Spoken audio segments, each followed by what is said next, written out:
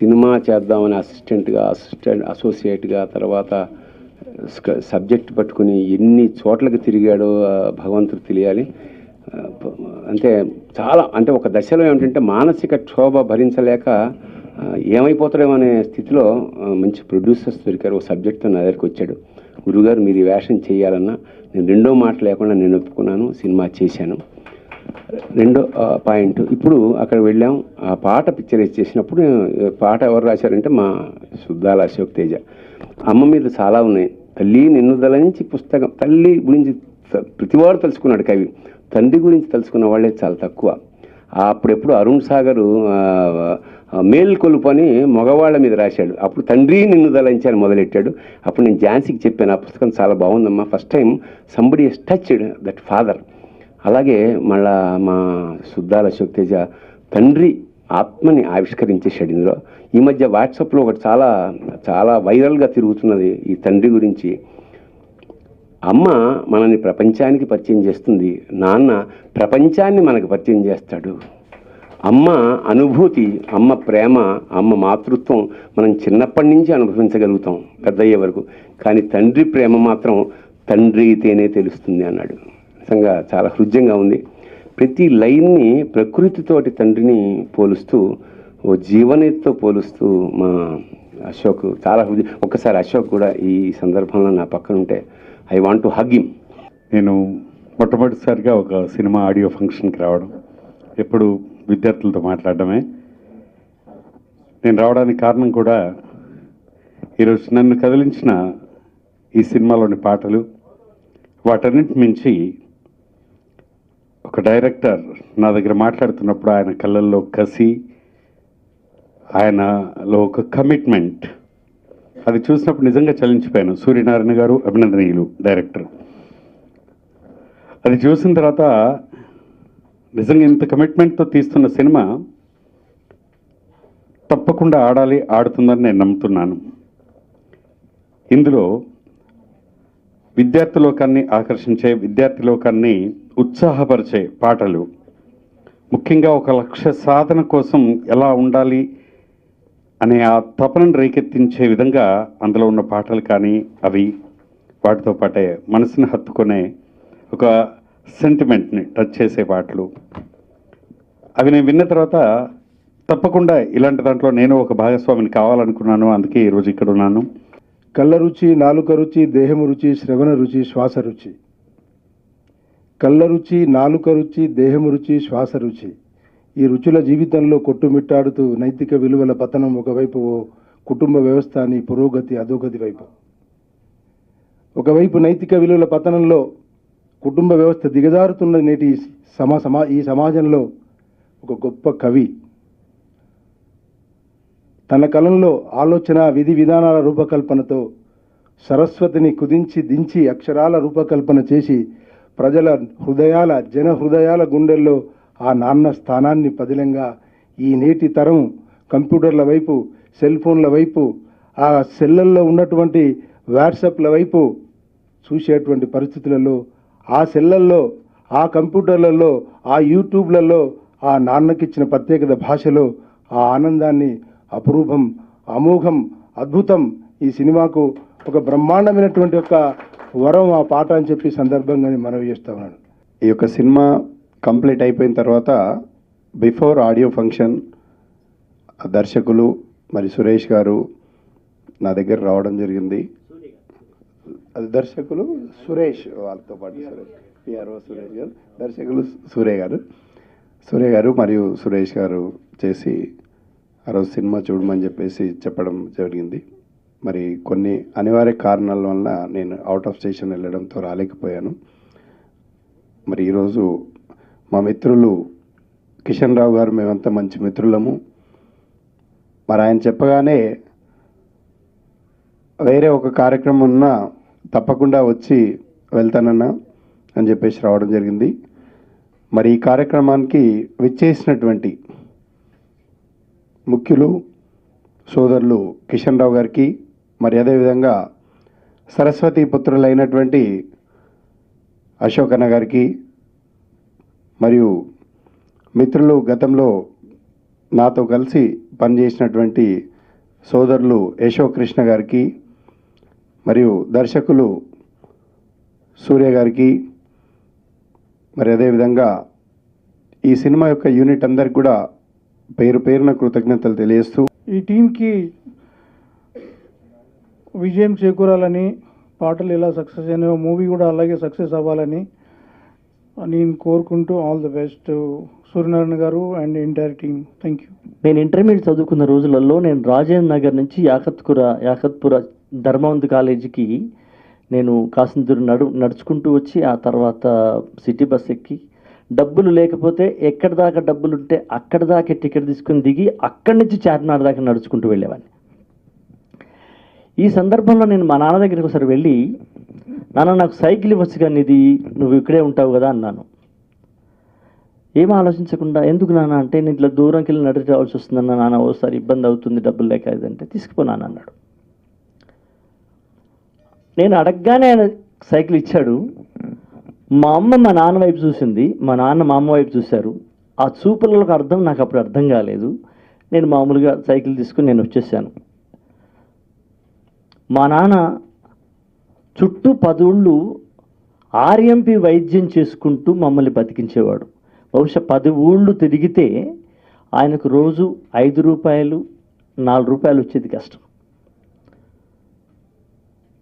నేను అడగగానే సైకిల్ ఇచ్చాడు. ఆ తర్వాత ఆయన 2 సంవత్సరాలు ఆ 10 ఊళ్ళు నడుస్తూ తిరిగాడు.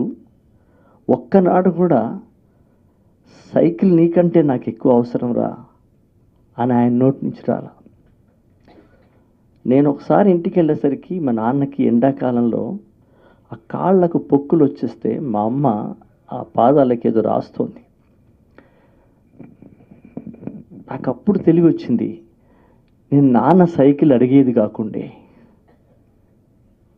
కానీ నాన్న సైకిల్ ఎందుకు తీసుకెళ్తున్నావు అని అనలేదు. నేను అసలు ఆలోచించలేదు. నాన్నలందరూ ఇంతే, వాళ్ళు అమ్మలాగా అరిచేయరు, అమ్మలాగా బాధను చెప్పుకోరు. నాన్న లేదున్నా కూడా లోపలే పెట్టుకుంటారు. అది మా నాన్నలో నేను చూశాను. మీరు అందరూ అనుకుంటున్నారు సూర్య కథ చెప్తే కథ ప్రకారం తనికెళ్ళ భరణి గారి మీద రాసింది అనుకుంటున్నారు. పాట కాదు. నేను సినిమా రైటర్ అయిన తర్వాత మా అమ్మ ఉంది, మా నాన్న చనిపోయాడు ఎప్పుడో. మా ఊరికి వెళ్ళినప్పుడు మా నాన్న కూర్చునే కుర్చీ, మా నాన్న వాడిన స్టెతస్కోపు, ఆయన వేసుకున్న చెప్పులు నేను ఇప్పుడు చూస్తూ ఉండేవాడిని ఇంటికి వెళ్ళి. అసలు ఆయన లేకుంటే నాకు ఆ ఊరే ఒక శ్మశానంలా అనిపించేది, ఊరే ఒక ఎడారిలా అనిపించేది. ఇక్కడ ఏదో లేదు, ఏంటది అని. నేను ఏదైతే అనుకున్నానో మా నాన్న గురించి, బహుశా నాన్నకు దూరమైనటువంటి కొడుకులందరూ నాలాగే అనుకుంటాడని మా నాన్న మీద నేను రాసుకున్న పాట సూర్య గారి కథకు కనెక్ట్ అయింది తప్ప సూర్య గారి సినిమాకు నేను పాట రాయాల. నేను దూరమైన నాన్నలను పోగొట్టుకున్న కొడుకుల కోసం రాసిన పాటది. అలాంటి కొడుకుగా నేను రాసుకున్న పాట. ఈ పాట రాసిన తర్వాత యశోకృష్ణకు ముందు పెడితే జస్ట్ ఆ కాగితం అలా చూసి, తను చాలామంది మ్యూజిక్ డైరెక్టర్స్కు నిజంగా సంగీతం వస్తారా దాని సంగతి నాకు తెలియదు. కానీ యశోకృష్ణ వరంగల్ నుంచి పరకాల నుంచి వచ్చాడు. అన్ని రాగాలు తెలిసి హార్మోనియం కానీ ఇంకా రకరకాల వాయిద్యాలు సొంతంగా వాయించగలిగినటువంటి సంగీత దర్శకుడు యశోకృష్ణ.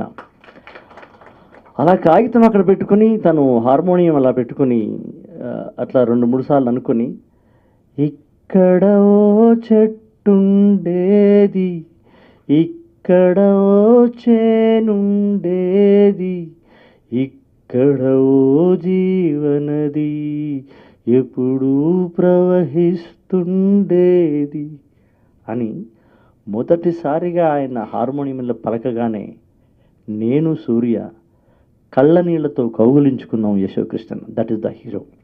Is the hero of the today. అన్ని పాటలు నేను రాసిన తర్వాత ట్యూన్ చేసిన యశోకృష్ణ యొక్క అంకిత భావం, పాటల్లో ఉన్నటువంటి అక్షరాలను కాకుండా ఆత్మలకు సంగీతం ఆయన కడితే ఆత్మలకు బొమ్మ రూపం ఇచ్చినటువంటి మిత్రుడు సూర్య దర్శకుడు. ఇలాంటి సినిమాలు తీయడానికి ముందుకొచ్చిన నిర్మాతల్ని మనం అందరం కూడా మా నిర్మాతల్ని మనము హ్యాట్స్ ఆఫ్ చెప్పాలి, లేదా జేజేలు చెప్పాల్సిన పరిస్థితి. అన్న రాసినటువంటి సాహిత్యానికి నేను సంగీతం సమకూర్చడం నిజంగా నా జన్మజన్మల అదృష్టంగా భావిస్తున్నాను. అదే ఇందులో 5 పాటలు చేయడం జరిగింది.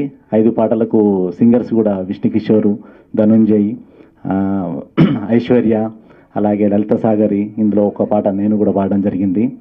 ఇందులో ఈ పాటలను ఒక ఎత్తు, ఒక నాన్న మీద చేసినటువంటి పాట ఒక ఎత్తు. ఈ పాట కోసం చాలామంది నాకు కాల్స్ చేసి అసలు అద్భుతమైనటువంటి సాంగ్ చేశావు యశో, అది నాకు ప్లస్ అన్న రాసినందుకు, అలాగే మా డైరెక్టర్ గారికి, ప్రతి ఒక్కరికి స్పెషల్ థ్యాంక్స్ చెప్తాను. First of all, I would like to thank my producers and my director for giving me this opportunity. This is my first movie in Telugu, so it was a very good experience. My co-star Hanish and my directors helped me a lot. Even though I didn't know the language, they managed it and they helped me a lot. So I would like to thank Hanish also. And yeah, keep supporting. Thank you. సూర్య గారు, మీరు ముందు కథ చెప్పినప్పుడు లేదా సెట్స్లో కూడా చాలా రోజుల వరకు కూడా దాదాపు మీరు అంటున్నప్పుడు నాకు అనిపించింది ఒక చిన్న సినిమా నోషన్ నాకు కూడా ఉండింది. So I'm very guilty that నేను ఆ భావంతో చిన్న సినిమా నోషన్లోనే కొన్నాళ్ళు ఉన్నందుకు చాలా సిగ్గుపడుతున్నాను నేను ఇవాళ. I'm very sorry. సో కాకపోతే ఎప్పుడైతే ఇది చిన్న సినిమాలా అనుకోకుండా ఉన్నామో, ఇంకా మనసు పెట్టి అందరం కూడా చేసాము. ఈ పాటలన్నీ కూడాను ఈరోజు ఆడియో సక్సెస్ వరకు వచ్చిందంటే ఈరోజు పాటలు రాసిన సుద్దాల అశోక్ తేజ గారు, భాస్కర్ అండ్ మా మ్యూజిక్ డైరెక్టర్ యశోకృష్ణ గారు. ఇన్ఫ్యాక్ట్ అందరికీ నచ్చినట్టే ఫస్ట్ టైమే విన్న తర్వాత నాకు అన్నిటికన్నా ముందు నాన్నగారి పాటే బాగా నచ్చిందండి. ఇన్ఫ్యాక్ట్ మా నాన్నగారు కూడా చాలా ఎక్సైట్ అయినారు ఆ పాట విని. ఇన్ఫ్యాక్ట్ ఆయన కూడా కళ్ళ మీద నీళ్ళు వచ్చాయి. ఆయన చాలా బాధతో ఆనందంగా అంటే తన కొడుకు యాక్ట్ చేసిన మూవీలో ఇలాంటి మంచి పాట, ఆణిముత్యం లాంటి పాట ఉండటం ఆయన చాలా గర్వంగా ఫీల్ అయ్యారు. సార్ చెప్పారు అశోక్ తేజ గారు చిరంజీవి సార్ గురించి. నేను షెడ్యూల్ గ్యాప్లో చాలా స్ట్రెయిన్ అయ్యేవాడిని, నాకు చాలా ఎనర్జీ కావాల్సి వచ్చేది. అప్పుడు నా టేబుల్ మీద నేనే నా ఆయుధం అనే బుక్ ఇప్పుడు ఉండేది. దాన్ని దాదాపు ఒక 3-4 months ఒక 2 chapters మాత్రం చదువుతుండేవాడిని. ఎందుకంటే ఒక 2 chapters చదివినంతనే నాకు కావాల్సిన ఎనర్జీ వచ్చేసేది. ఆ తర్వాత మళ్ళీ ఎప్పుడైతే when I feel very sad and strain ఒక 2 chapters తిరిగేసేవాడిని, మళ్ళీ ఎనర్జీ వస్తుండేది. అటువంటి వ్యక్తి ఈరోజు మా యొక్క ప్లాటినం డిస్క్ ఫంక్షన్కి రావడం, నన్ను బ్లెస్ చేయడానికి వచ్చినందుకు హార్ట్ఫుల్గా థ్యాంక్స్ చెప్పుకుంటున్నాను సార్. అట్లాగే దుర్యోధనుడికి కర్ణుడు పరిచయం కాకపోయి ఉంటే అసలు మహాభారతమే లేదు. అట్లాగే నాకు మా గురువు గారు సుద్దాల అశోక్ తేజ గారు కానీ పరిచయం లేకుంటే అసలు నేను లేను, ఈ ప్రాజెక్ట్ కూడా ఇంత క్లిక్ అయ్యి ఉండేది కాదు.